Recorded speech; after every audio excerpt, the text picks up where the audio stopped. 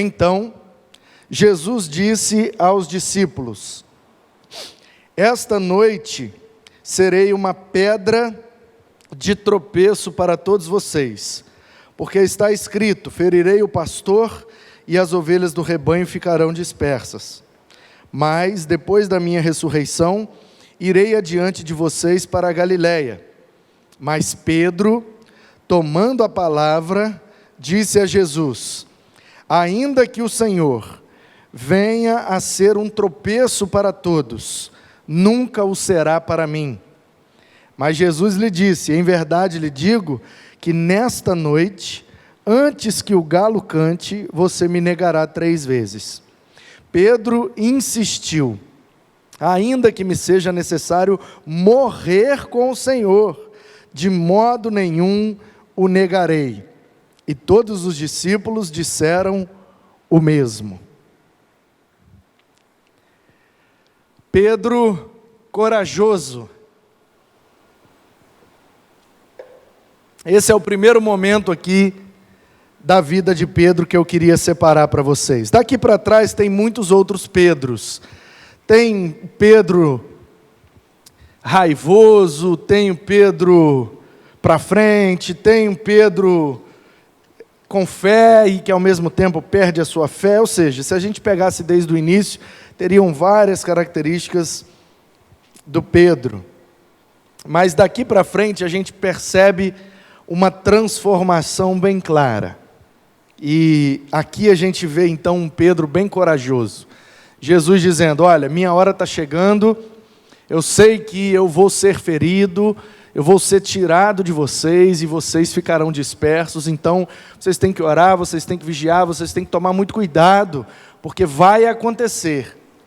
E aí o Pedro corajoso já salta na frente: não vai acontecer nada, ninguém vai botar a mão no Senhor, porque se alguém encostar em você, eu vou chegar junto e não vou deixar acontecer nada, porque estamos juntos, Jesus, ainda que seja necessário morrer com você, nós estamos juntos até o fim, até a morte.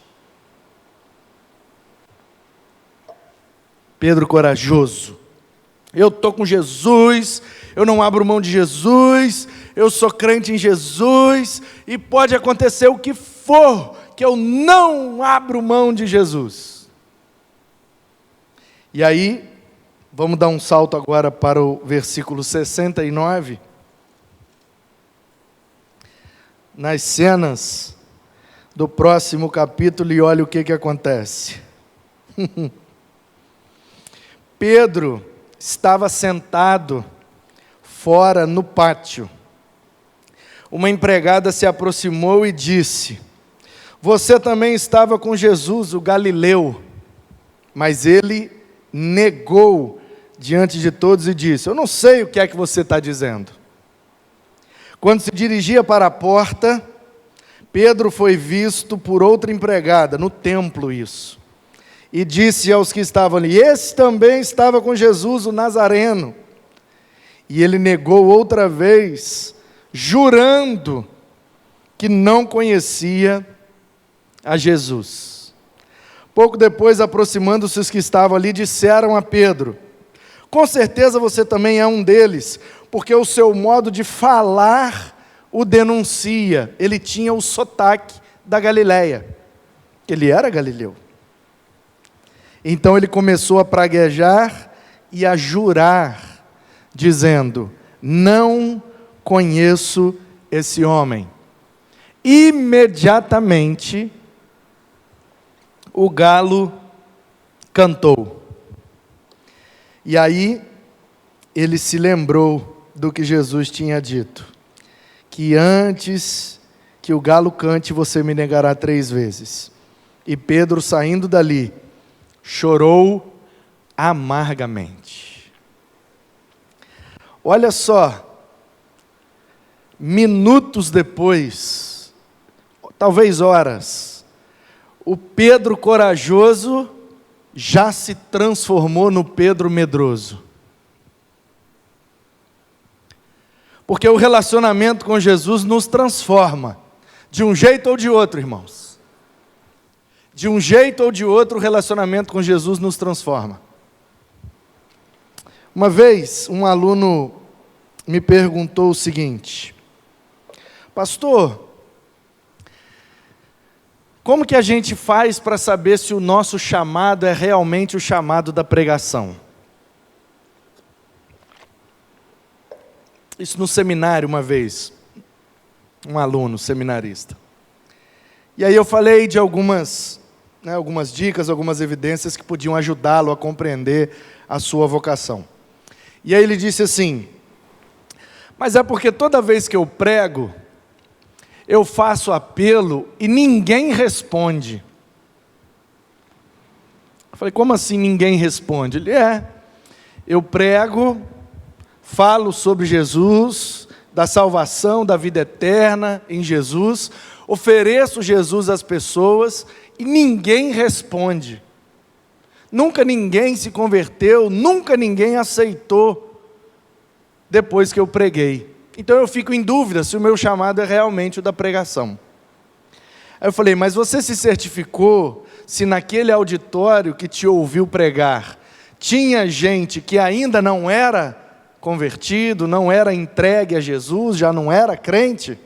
Porque se você está pregando para crente e está fazendo apelo de decisão por Cristo, não vai ter mesmo, porque se já todo mundo ali é decidido, talvez o seu apelo deve girar em outra direção.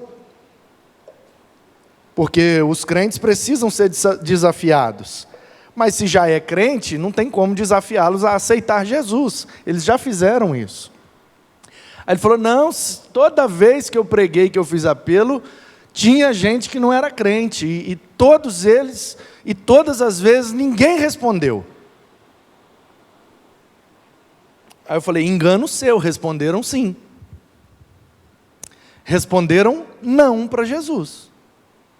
Você pregou o evangelho? Que Deus está certo, nós estamos errados, somos pecadores e precisamos de Cristo para sermos perdoados e termos a vida eterna? Sim, preguei exatamente isso. E você pediu para eles demonstrarem que queriam aceitar essa mensagem, crer nessa mensagem? Sim, eu pedi para levantar a mão. Eu falei: e ninguém levantou a mão? Ele falou: ninguém levantou a mão. Eu falei: então eles responderam não.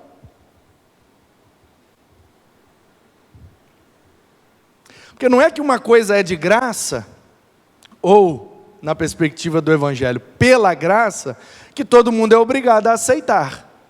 Esses dias eu fui no mercado e veio uma menina com aquelas bandejinhas de um produto lá, com uns palitinhos, e ela ofereceu: senhor, aceita? E eu falei: não, obrigado. Era de graça, mas ainda assim eu não quis. Porque eu estou no meu direito de decidir. Então, se eu pegar, eu aceitei. Se eu não pegar, eu não aceitei. Se eu pegar, eu disse sim. Se eu não pegar, eu disse não.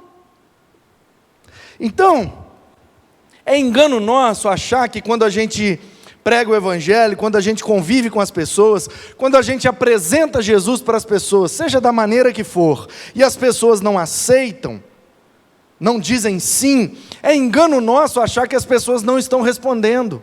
Elas estão respondendo não. Elas estão negando o que a gente está oferecendo. E é um direito delas. E eu vejo muita gente que entra e sai, entra e sai, entra e sai de igreja, e a nossa perspectiva é de que essa pessoa nunca melhora. A gente acha que elas ficam do mesmo jeito. Só que, na verdade, exatamente como aconteceu aqui com Pedro,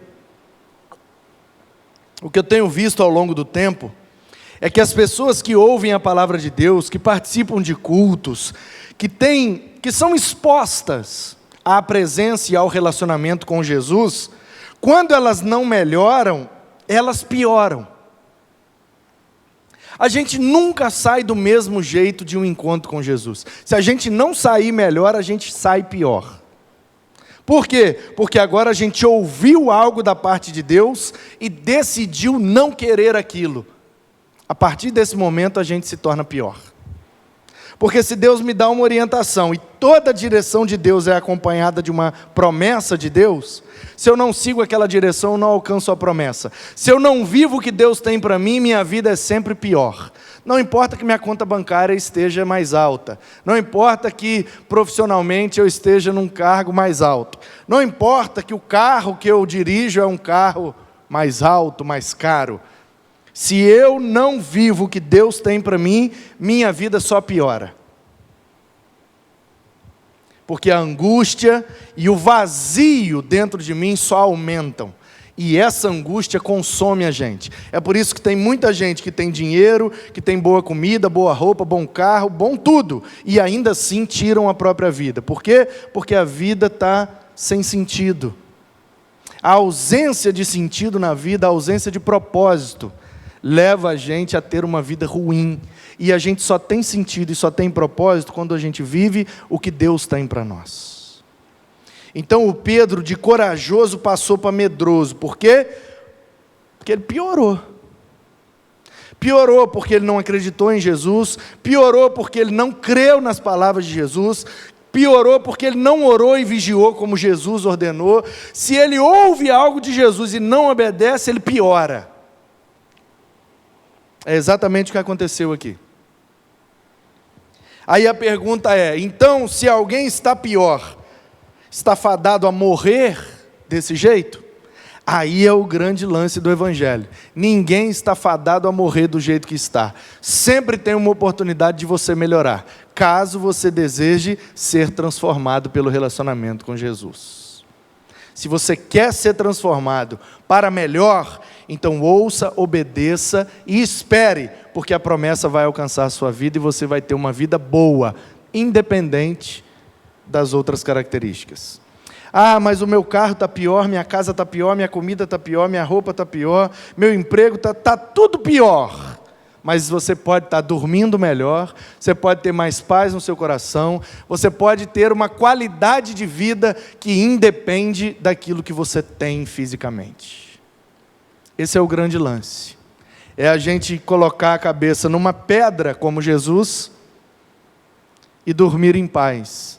Porque uma pedra para quem tem paz vira um travesseiro, mas um travesseiro para quem não tem paz vira uma pedra.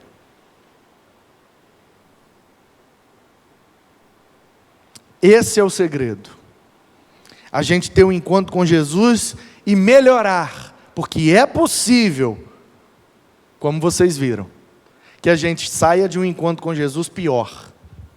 Jesus deu uma palavra para o Pedro, Jesus deu uma orientação para o Pedro, uma direção, ele não quis ouvir, ele achou que ele dava conta. É ruim, hein? Na hora que esse pessoal vier para prender Jesus, eu meto uma espadada na orelha de um, eles vão ver.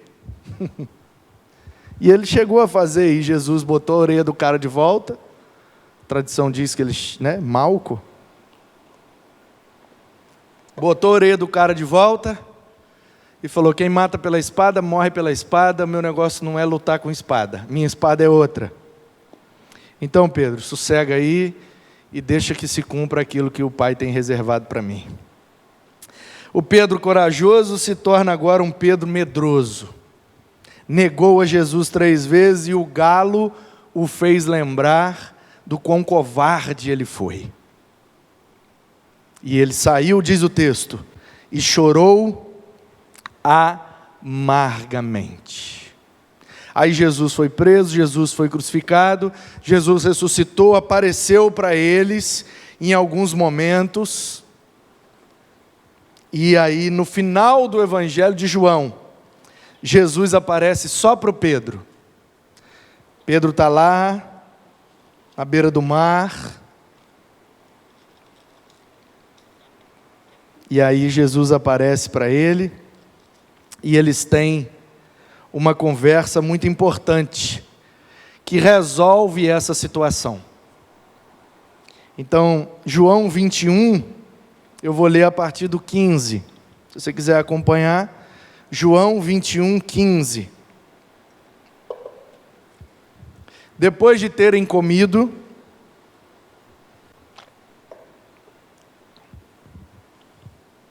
perguntou a Simão Pedro, Simão, filho de João, ou de Jonas, né? Você me ama mais do que estes outros me amam? E ele respondeu: sim, o Senhor sabe que eu amo. Jesus lhe disse: apacente os meus cordeiros. Aí Jesus perguntou pela segunda vez: Simão, você me ama? E ele respondeu: sim, o Senhor sabe que eu amo. E Jesus disse: então, pastorei as minhas ovelhas. Pela terceira vez Jesus perguntou: Simão, você me ama? E Pedro ficou triste,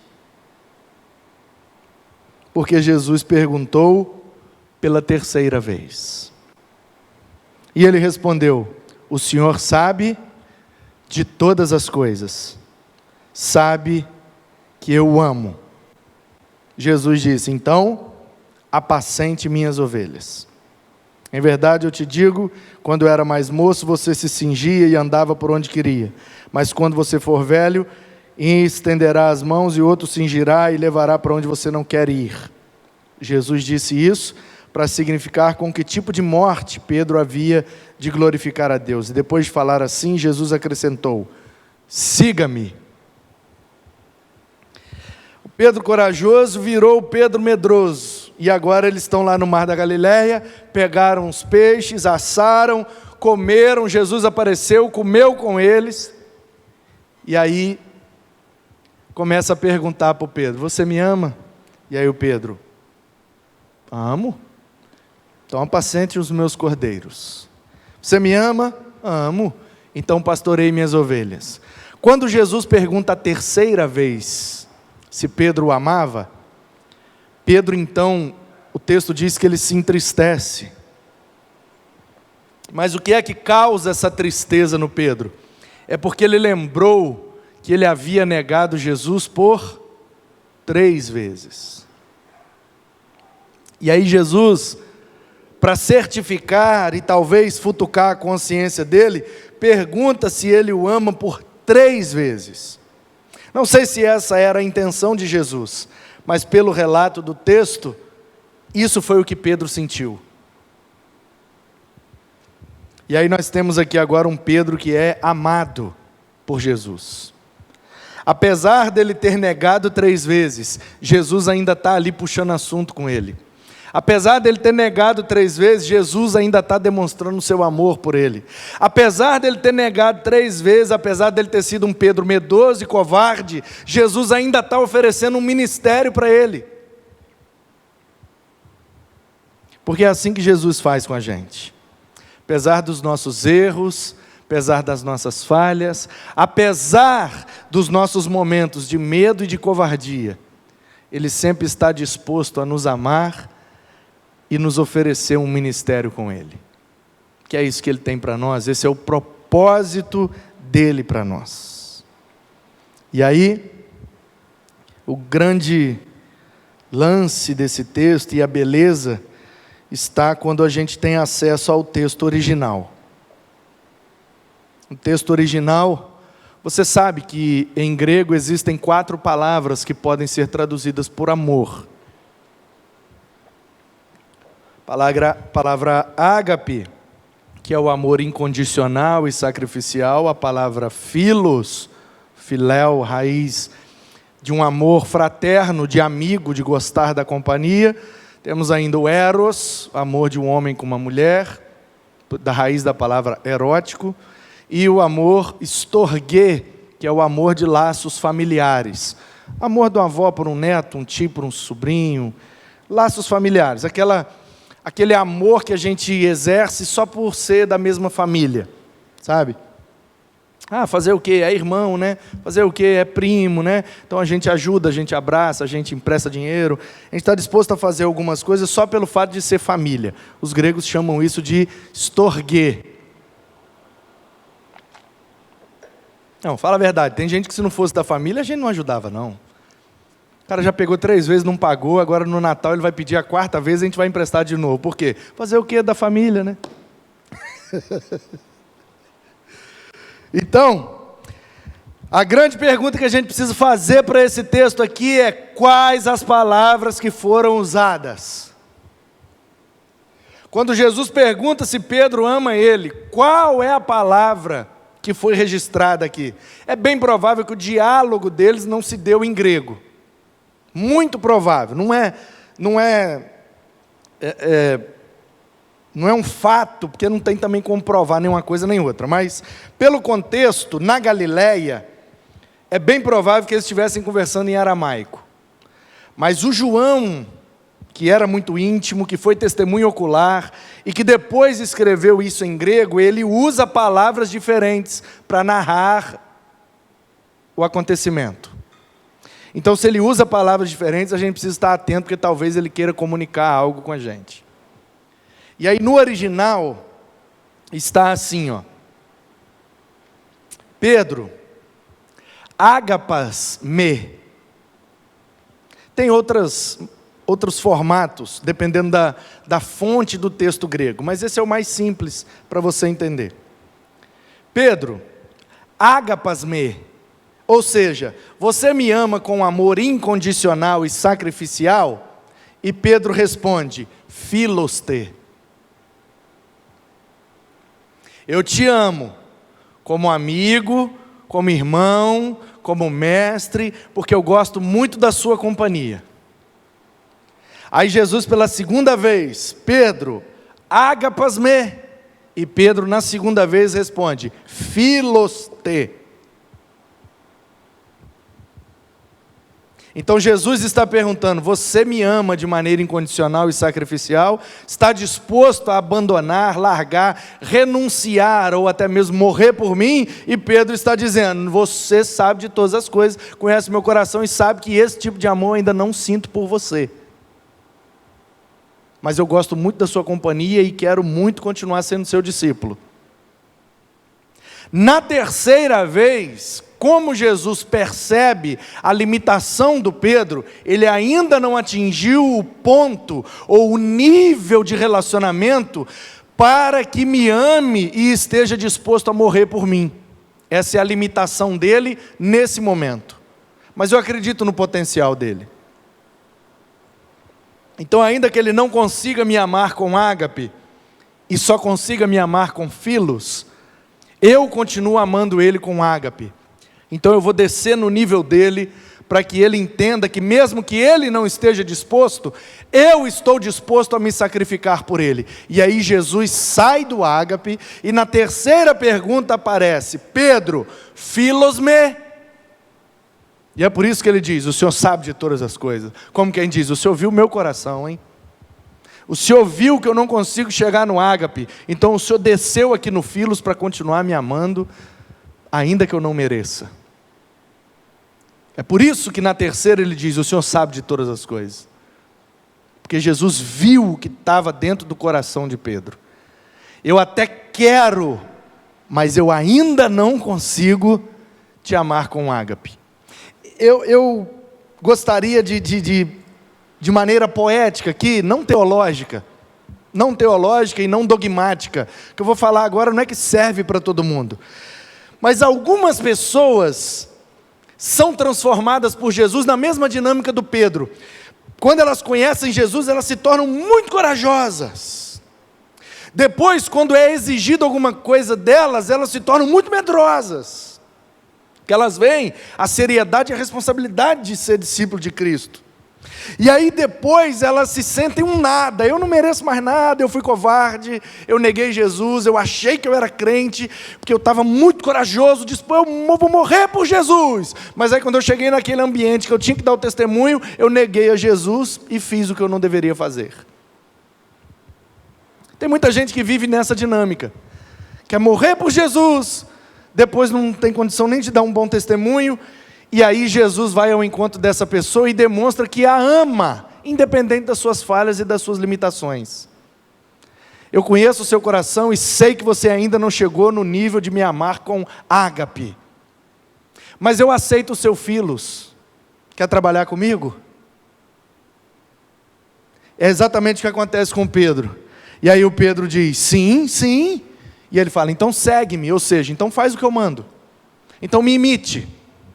E aí o Pedro entra no ministério. Aí o Pedro se une aos 12, aí eles vão para o templo e ficam ali com cerca de 100 pessoas, sempre, rotineiramente, se reunindo no templo. Porque Jesus mandou: fiquem no templo, fiquem no templo, fiquem em Jerusalém e não saiam do templo, fiquem em Jerusalém e não saiam do templo. Mesmo com medo, mesmo sem ágape, eles usam o filos que têm e ficam reunidos, aguardando o que Jesus vai fazer. Aí em Atos capítulo 2, diz que quando chegou na festa de Pentecostes, eles estavam lá celebrando, todo mundo festejando, o tempo da colheita e etc, etc. E de repente, um som. E começou a esquentar o lugar, e um negócio diferente está acontecendo. E foi muito diferente. E Pedro então percebeu que Jesus estava cumprindo o que prometeu. E aí o Pedro, que era corajoso, virou medroso. Aí ele foi amado. E aí quando o Espírito Santo entra nele, agora ele é o Pedro convertido. Agora ele não é só o Pedro que conhece Jesus, agora ele não é só o Pedro que frequentou os mesmos lugares que Jesus, agora ele não é só o Pedro que teve covardia e medo de se posicionar por Jesus, ele é um Pedro que se sentiu amado, apesar da sua limitação, e que agora está com o Espírito Santo na sua vida. Aí diz o versículo 14 de Atos 2, Pedro se levantou, e junto com os 11, erguendo a voz, dirigiu-se à multidão nesses termos: homens da Judéia e todos vocês que moram em Jerusalém, tomem conhecimento disto e prestem atenção no que eu vou dizer. E aí o Pedro prega um sermão que desde o início da humanidade, Cristo foi o propósito de Deus e aquilo era o derramamento do Espírito, conforme profetizou Joel. Portanto, ninguém ali estava bêbado nem emocionado, Deus estava fazendo algo. No final do seu sermão, lá no versículo, deixa eu ver aqui,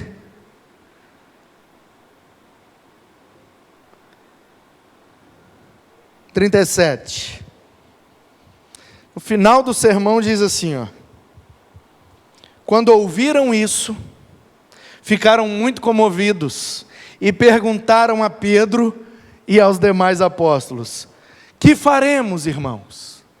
Eu acho isso lindo, gente. Lindo, lindo, lindo, lindo. E eu citei isso aqui quando dei a resposta para aquele seminarista que estava em crise com um apelo. E aí eu disse a ele: meu querido, quando a mensagem vem do céu, quem faz o apelo é o auditório. E ele falou: como assim? E eu falei: você não se lembra de Pedro?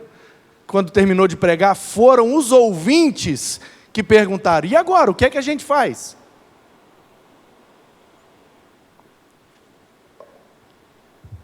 E Pedro respondeu: arrependam-se e sejam batizados.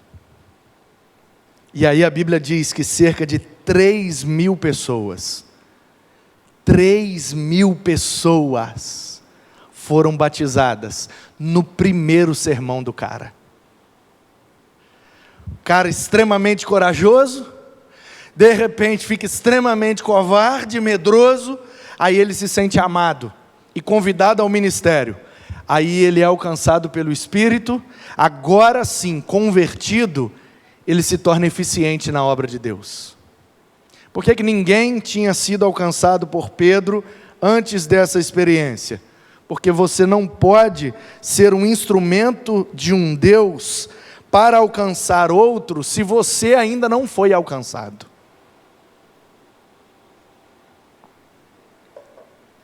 E aí, o Pedro convertido, então, persevera na doutrina, na comunhão, no partir do pão e nas orações. E em cada alma havia temor, muitos prodígios e sinais começavam a acontecer para confirmar a fé daquele povo. Então, de um Pedro corajoso, nós temos depois o medroso, o amado, o convertido. E aí agora, as coisas começam a acontecer. Eles vão para casa, e a fofoca corre solta, que tem uma turma aí agora, que são cristãos, e diz que o Espírito de Deus encheu eles, e aquele burburinho, aquela fofocaiada. Não sei se é no dia seguinte, ou se alguns dias depois. Eu sei que, num determinado dia, Pedro e João estavam subindo ao templo, porque o templo fica num morro mais alto. 3 horas da tarde, que é a hora da oração dos judeus.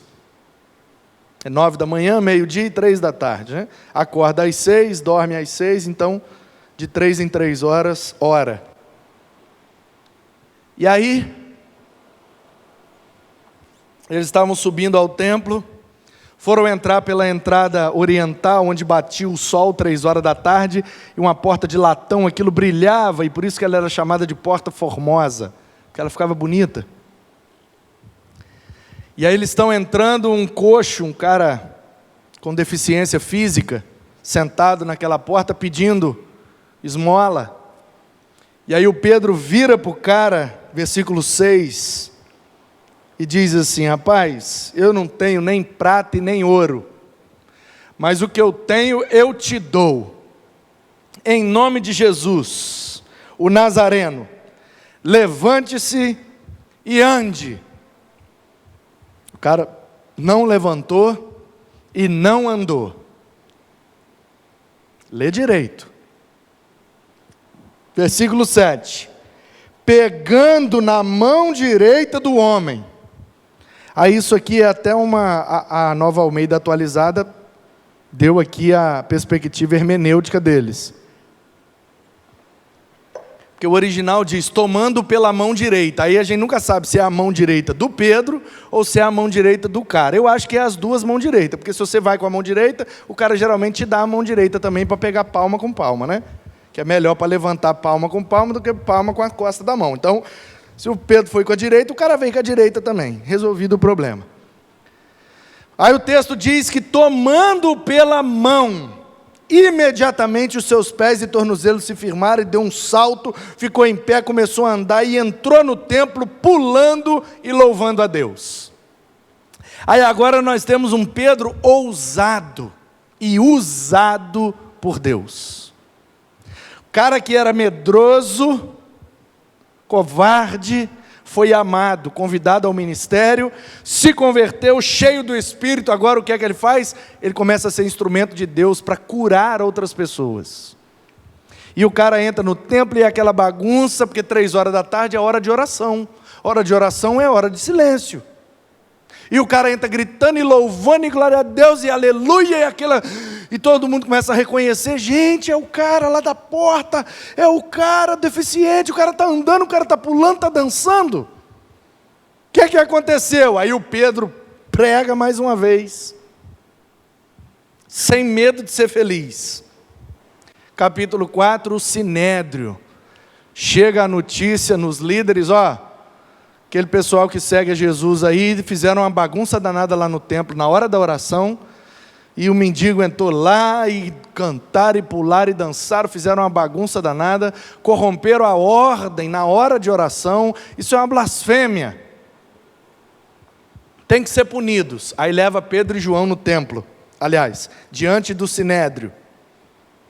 Capítulo 4, versículo 13 diz: ao verem a ousadia de Pedro e João, sabendo que eram homens iletrados e incultos, ficaram admirados e reconheceram que eles haviam estado com Jesus. Pedro ousado, um Pedro usado. Versículo 8 diz, do capítulo 4: então Pedro, cheio do Espírito Santo, lhes disse: olha, irmãos, o negócio é o seguinte, vocês querem prender, prende, quer matar, mata, mas o homem era aleijado e agora o homem anda. Como é que vocês explicam isso?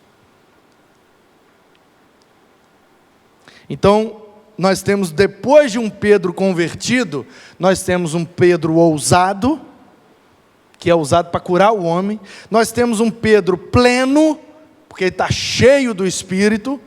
com a plenitude do Espírito na vida dele.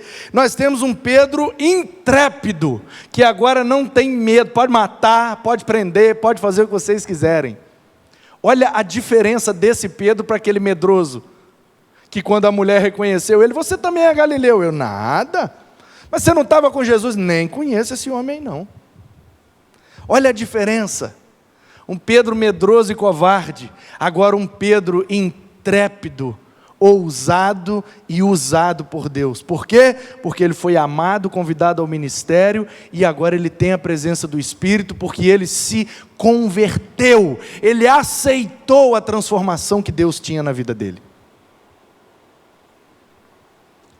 E aí, no capítulo 5, Ananias e Safira, um casal que tinha um terreno, como todo mundo vendia o que tinha, depositava aos pés dos apóstolos para viver em comunhão com a igreja, essa era a dinâmica da igreja primitiva. O Ananias vendeu a terra dele, mas guardou um tanto, pegou o outro tanto, levou lá e falou, vendemos nossa terra, isso aqui é tudo que nós temos. Versículo 3, Pedro disse, Ananias, por que você permitiu que Satanás enchesse o seu coração para que você mentisse ao Espírito Santo, retendo parte do valor do campo? Um Pedro convertido, ousado, pleno, intrépido e verdadeiro. Por quê? Porque agora, com a presença de Deus e transformado pelo Espírito, ele não consegue mais conviver com mentiras. Ele consegue identificar a mentira. E ele não quer ser cúmplice. Ele não quer comungar com a mentira. Fala, rapaz, você sabe que é mentira, você vendeu o negócio por um outro valor e está entregando isso aqui? Por que você está mentindo? Você conhece a história? Ananias e Safira morrem. E aí, a igreja continua crescendo, a perseguição aumenta, o Gamaliel dá um parecer, aí o Estevão morre, e os caras continuam perseguindo, matando os crentes. Os diáconos são instituídos, e a coisa continua, e aí levanta-se um grande perseguidor, que é o Saulo. E aí Pedro e João, por causa da perseguição, vão para Samaria, mas lá eles continuam pregando, e a coisa continua acontecendo. Capítulo 9, o Saulo converte. Capítulo 10, o Pedro tem uma visão. Porque apesar, olha como é que é lindo isso aqui, gente. Quem está comigo aí diz amém. Se você está acompanhando na internet, bota um amém aí no comentário, se você está comigo e está entendendo o processo da transformação desse cara. O cara é muito corajoso, muito bruto, mas de repente ele fica muito medroso e muito covarde. Aí ele é amado, aí ele se converte, aí ele passa a ser ousado, usado, intrépido, ele se enche do Espírito, não consegue mais conviver com mentira, e aí agora Deus dá uma visão para esse cara. Por quê? Porque ele acha que o Evangelho é só para os judeus, ele acha que o que Jesus fez com ele, vai fazer com todos os judeus, que os judeus continuam sendo o único povo escolhido de Deus. Aí Deus chama ele, olha só, capítulo 10, a partir do 9. No dia seguinte, enquanto eles viajavam, e já estavam perto da cidade de Jope, onde tinha um porto, Pedro subiu ao terraço por volta do meio-dia, a fim de orar. Já não falei com você? 9 da manhã, meio-dia e 3 da tarde.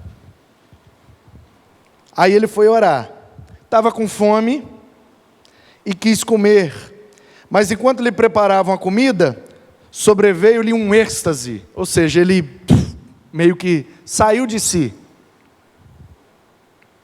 Versículo 11, viu o céu aberto, e um objeto como se fosse um grande lençol, que descia do céu e era baixado à terra pelas 4 pontas, contendo todo tipo de quadrúpedes, répteis e aves.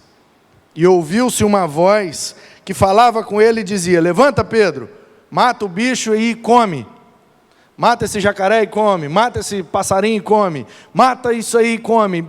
E ele tinha nojo de comer essas coisas, porque Porque como judeu, a gente só pode comer pão. Só pode comer aquilo que é santificado por Deus e bababá. Preconceitos. Deus nunca proibiu aquilo tudo, mas eles queriam ser tão santos, exageraram a santidade, que aí se privavam de muitas coisas que Jesus nunca os privou. Às vezes a gente fez assim também, e faz, né? Graças a Deus agora menos. De quanta coisa a gente se privou, né? Para exagerar na santidade, não pode isso, não pode aquilo, não pode aquilo, mas Deus nunca mandou a gente se privar de nada disso. E aí ele quer ser santarrão e dizer, não vou comer nada disso não, no 14, de modo nenhum, Senhor, porque eu nunca comi nada que fosse impuro ou imundo. Pela segunda vez a voz lhe falou, não considere impuro aquilo que Deus purificou. Isso aconteceu? É lindo demais, versículo 16 de Atos 10. Isso aconteceu 3 vezes. Come. Não vou comer porque eu não como nada sujo. Esses animais são impuros, são imundos. Coisa imunda, onde que eu vou comer um jacaré? Onde é que eu vou comer um passarinho? Não. Come. Não vou comer porque é sujo, porque é imundo. Come. Aí na terceira vez ele, não é possível, de novo?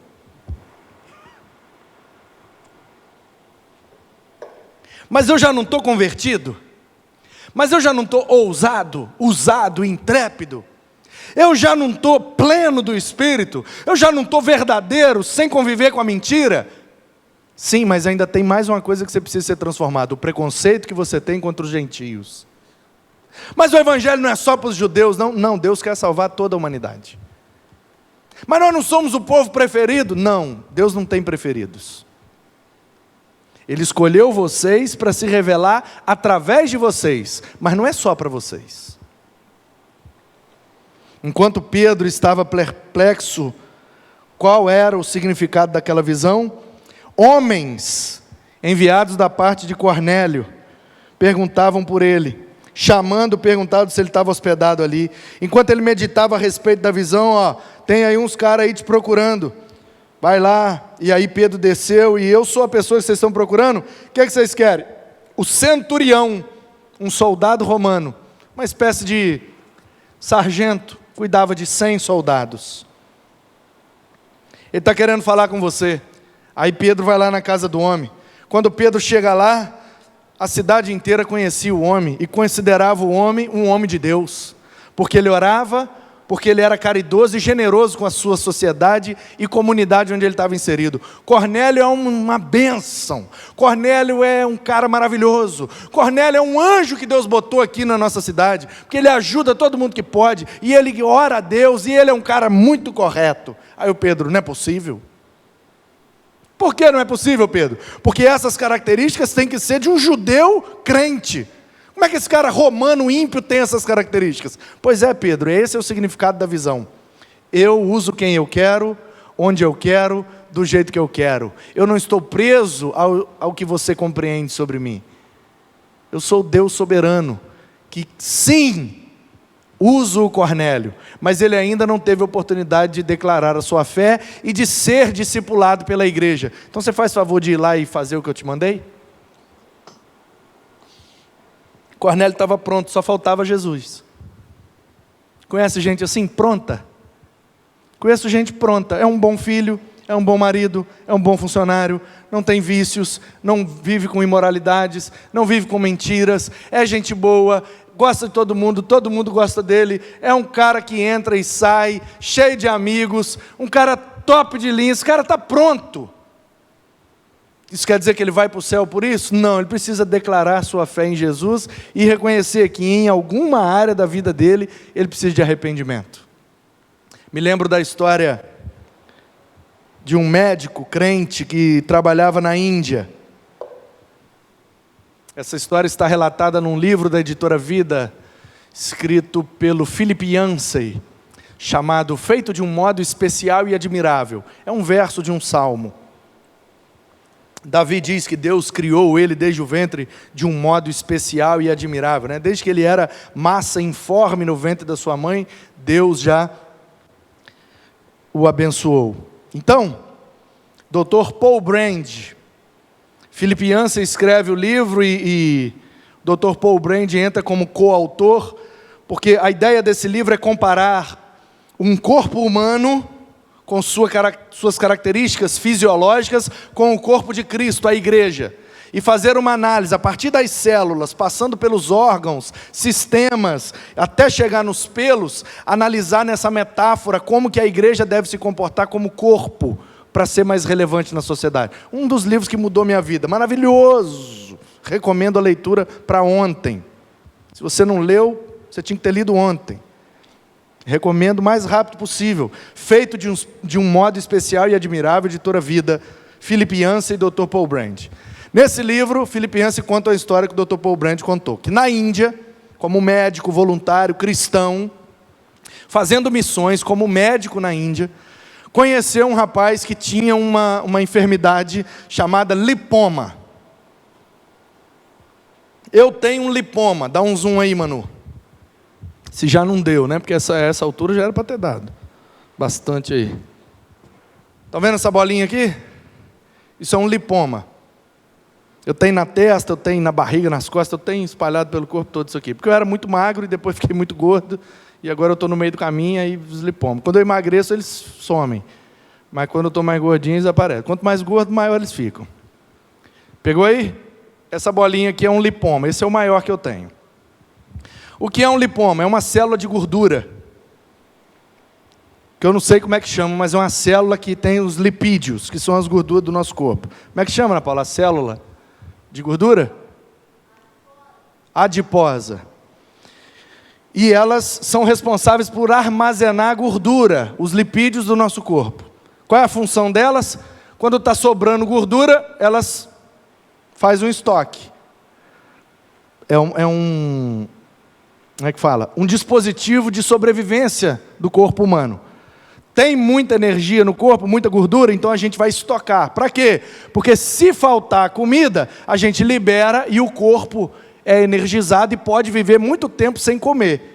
Sem água a gente não vive muito tempo, mas sem comida a gente vive muito. Por quê? Porque a gente é dotado dessas células de gordura que fazem um estoque de energia. Quando o corpo precisa, elas libera. Por isso que quando você faz dieta e faz exercício, você emagrece, porque as células de gordura vão liberando, e aquilo vai saindo, você vai emagrecendo. O que é um lipoma? É uma célula adiposa com defeito. Ela absorveu a gordura e ficou grandona. Mas quando o corpo precisou da gordura, ela travou e não conseguiu botar a gordura para fora. Deu algum defeito na válvula. É uma válvula que às vezes entra quando tem muito e às vezes sai quando está em falta. Deu problema na válvula. Essas células dão esse tipo de problema, então elas só absorvem. Está sobrando, ela absorve. Está sobrando, absorve. Está em falta, ela não libera. Então ela vai ficando cada vez maior, porque ela só absorve a gordura. É uma célula, mas ela fica gigante de tanta gordura que tem nela. Essa é a minha maior, ela tem aqui, sei lá, menos de 1 centímetro. Tem gente que tem uma enfermidade, que vive um processo de obesidade, que esses lipomas chegam a ser do tamanho de um melão ou de uma melancia. Crescem muito. E aí o Dr. Paul Brand estava tratando um rapaz indiano que tinha um lipoma desse na virilha. E era enorme, ele fala, do tamanho de uma bola de basquete. Um lipoma na virilha, do tamanho de uma bola de basquete. E aí, a aplicação, como eu já te disse, está fazendo uma analogia do corpo humano com a igreja. E aí eles fazem essa analogia, que é a questão do egoísmo na igreja. São aquelas pessoas que formam a igreja, que só querem, mas na hora que os outros precisam, elas não querem compartilhar. É uma enfermidade.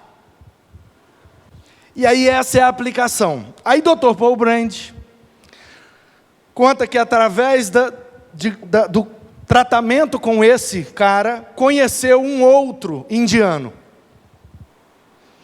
Esse outro indiano não tinha nenhum defeito. Nenhum. O cara era bom filho, bom pai, bom funcionário, querido, top, gente, ninguém falava mal dele, ninguém tinha nada contra ele, um cara show de bola. Aí o Dr. Paul Brand conheceu esse cara e começou a conversar com ele. No diálogo, o Dr. Paul Brand tentava inserir o evangelho e falar de Jesus para aquele homem. Mas, aí ele confessa no livro, isso eu achei maravilhoso, porque é assim mesmo, tem gente que é tão boa que a gente não consegue enfiar o evangelho. Por quê? Porque a gente só entendeu o evangelho como um solucionador de problema. Se a pessoa não tem problema, ela não precisa do evangelho. A gente está mal treinado. E aí, num determinado diálogo, o doutor perguntou para aquele homem: você tem esse defeito? E ele disse: não. E esse? Não. E esse? Não. Nenhum vício? Não. E isso, e aquilo. Nada. Nem na família, nem dentro de casa, nem no emprego. Nada em lugar nenhum. O cara não tinha defeito. Aí o doutor Paul Brand se pegou nessa crise que a gente às vezes se pega. Se o cara não tem defeito, não tem problema, como é que eu vou apresentar o evangelho? Apresentar o evangelho para o cara do lipoma é fácil. Agora, como é que eu apresento o evangelho para esse cara? E aí, o Espírito estalou a mente do Dr. Paul Brand e ele perguntou para o cara: deixa eu te fazer uma pergunta. Você se orgulha de ser assim, tão legal e tão bom? Aí o cara falou: é claro. Aí ele falou: então é por isso que você precisa de Jesus. Porque no céu não entra ninguém orgulhoso. Você precisa reconhecer que isso é um defeito seu. Na verdade, você não faz tudo isso para ser um cara bom. Você faz tudo isso para alimentar o seu orgulho de ser um cara bom. Você precisa de Jesus, você precisa se arrepender desse seu orgulho, senão isso te priva da vida eterna. Aí o cara começou a chorar, abraçou o Dr. Paul Brand e disse: realmente, essa é a verdade que eu nunca contei e ninguém sabia a meu respeito. O seu Deus te revelou isso, o seu Deus realmente é poderoso, eu quero aceitá-lo.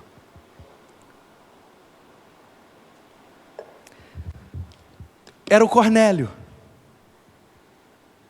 Esse cara era tipo o Cornélio lá da Índia.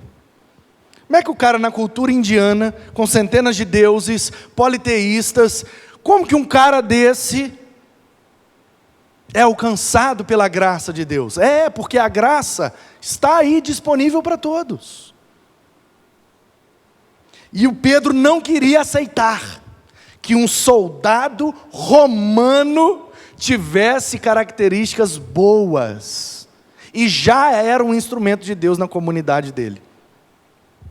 E aí o Pedro vai lá, apresenta então Jesus para aquele homem aceita, toda a sua casa e todos os seus funcionários se convertem ao evangelho. E ali nós temos um Pedro visionário e um Pedro missionário. E aí, por causa das confusões nas regiões ali de Antioquia, o Pedro então é preso.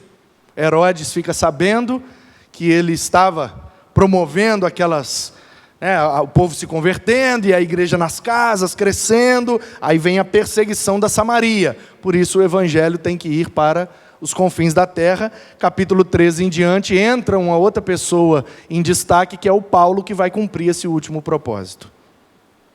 Então, Pedro foi preso.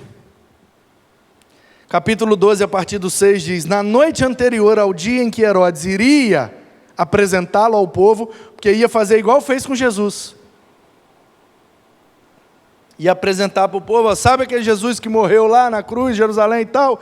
Então, esse cara está fazendo as mesmas coisas, está criando os mesmos problemas, porque ele diz que é seguidor daquele cara. O que a gente vai fazer com ele? Certamente que o povo ia mandar matar. Uma noite antes, Pedro dormia entre dois soldados, preso com duas correntes. Sentinelas junto à porta guardavam a prisão, e eis, porém, que sobreveio um anjo do Senhor, e uma luz iluminou a prisão. O anjo tocou no lado de Pedro e o despertou, dizendo: levante-se depressa. Então as correntes caíram das mãos dele, e o anjo continuou: coloque o cinto e calce as sandálias. E ele assim o fez. É a ideia de cingir o lombo, lembra? Puxa o pano, aperta no meio, que vai precisar correr. E aí, põe a capa e siga-me. Então, saindo Pedro, o seguia, não sabendo que era real o que estava sendo feito pelo anjo. Ele pensava que era uma visão.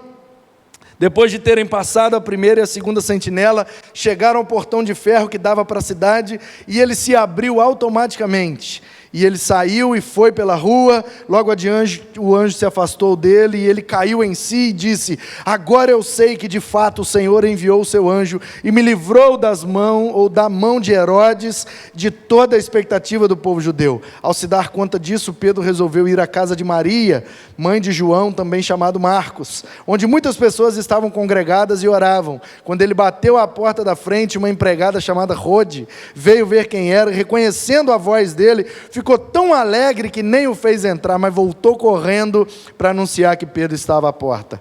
Então os outros disseram: você ficou louca? E ela persistia. Então disseram: é o anjo dele, ou seja, o espírito, a alma dele.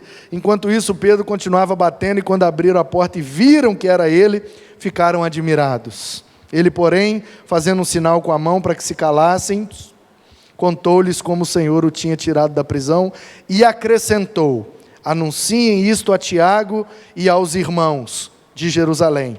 Saindo, foi para outro lugar. Quando amanheceu, houve grande alvoroço entre os soldados sobre o que teria acontecido com Pedro. Herodes, tendo procurado e não achando, submetendo as sentinelas a interrogatório, ordenou que matasse a todos. E descendo da Judéia para Cesareia, Herodes passou ali algum tempo.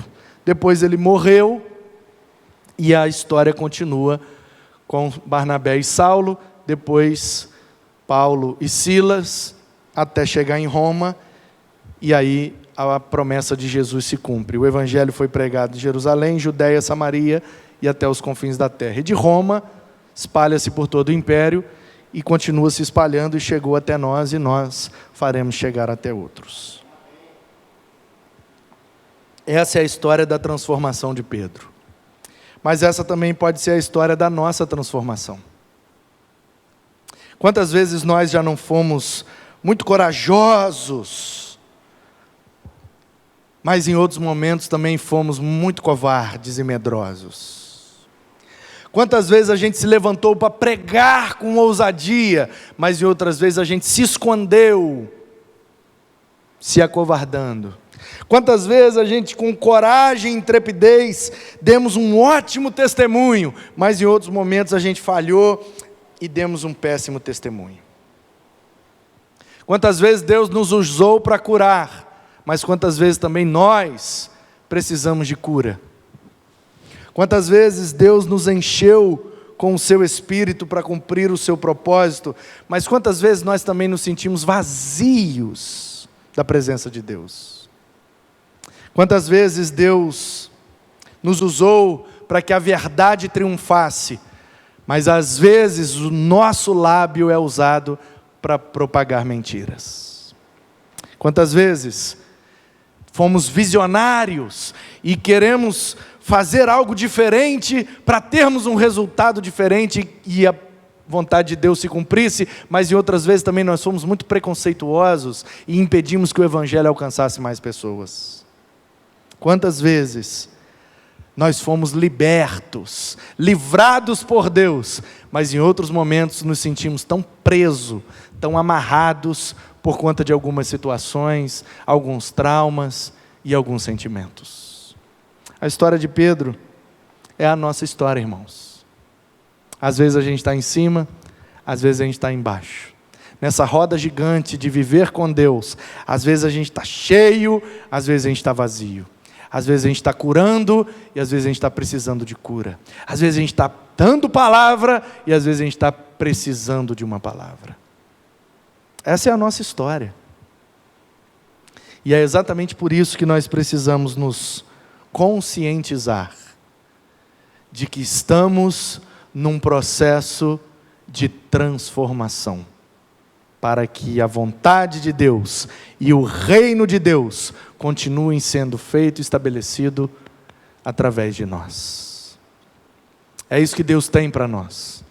Apesar dos nossos erros, apesar das nossas falhas, apesar das nossas limitações, Ele quer que sejamos convertidos, Ele quer nos inserir no ministério com Ele, Ele quer nos usar para expandir o Seu reino e para glorificar o Seu nome. Ele quer usar você, Ele quer usar as suas qualidades, inclusive as suas limitações, porque quanto mais dificuldade você tiver, mais você vai poder ajudar pessoas com dificuldade.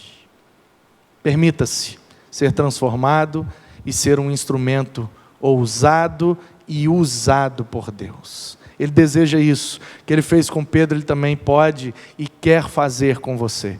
Basta que você permita, basta que você diga sim ao que Ele tem chamado você para fazer e para viver. E nesse processo, a gente sai transformado. E glória a Deus, que hoje estamos melhor do que ontem. E assim, até alcançarmos a estatura do varão perfeito e estarmos com Ele por toda a eternidade.